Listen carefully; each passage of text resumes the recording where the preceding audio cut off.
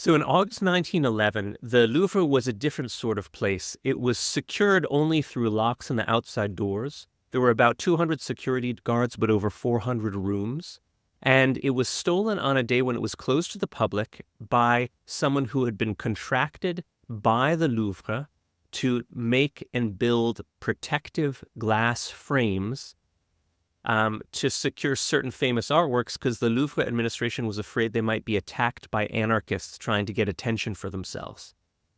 And so the man who stole it is called Vincenzo Perugia. He was an Italian handyman, mandolin enthusiast, amateur painter from outside of Milan, and he had moved to Paris to try to become an artist because this was the center of the art world. But he couldn't make it as an artist, so he earned money as a handyman. And he was working for the firm that was hired by the Louvre. And he saw this as a crime of opportunity. And what was the opportunity? He was convinced the Mona Lisa had been looted from Italy by Napoleon. Now, that was a pretty good guess because Napoleon had looted tens of thousands of cultural heritage objects from Italy, many of which were in the Louvre and some of which are still there today. But the Mona Lisa was not among them. He didn't know that, however.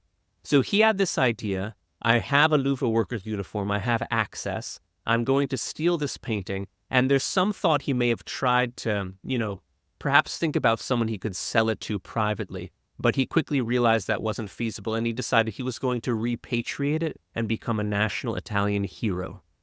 So he did this by hiding in a janitor's closet overnight until a Monday morning when the Louvre was closed. And he snuck out when he heard the footfalls of the guards disappear down the hallway. And he went over to the Salon Carré where the Mona Lisa was hanging. And he lifted the heavy, ornate Baroque gilded frame which contained it off the wall, which is not original, and he carried it to a service stairwell.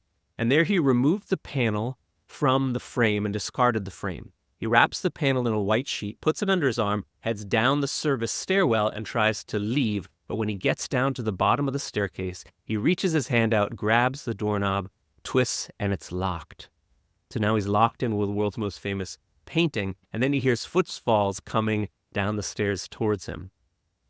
So who was coming down the stairs? Turned out, lucky for him, it was a night custodian who was cleaning up the place, and apparently it was not so unusual for a Louvre worker to be locked in overnight.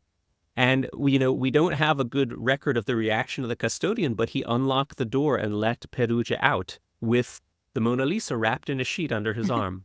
And this launched a 2-year investigation. It was a huge scandal because the newspaper media, particularly the liberal media, really used it to pummel the conservative French government and make fun of them. The director of the Louvre resigned in disgrace. There was an, at the time, very famous investigator named Louis Lepine, a sort of French Sherlock Holmes, who had a very high reputation, and this was the stain on his record. He never figured out who stole the Mona Lisa. And it wasn't until 2 years later that Perugia actually smuggled it to Florence and gave it to the Uffizi Museum, and was very surprised to find himself arrested and put on trial because he thought he would be made a national hero. So one of the benefits of people who are actually arrested is trial records have a tendency to survive better than other historical incidents. So we know a play-by-play of what happened at the trial. And on trial, he's a working class guy. He portrayed himself as surprised to be there at all, and that he is this working class hero who was trying to bring back a stolen treasure to Italy. And the judge went for it. He seems to have been genuine. And the punchline to it was that he was given a 380-day sentence, but it took so long by the time he was arrested to the trial to happen that he'd already been in prison for more than that time, and he was immediately released.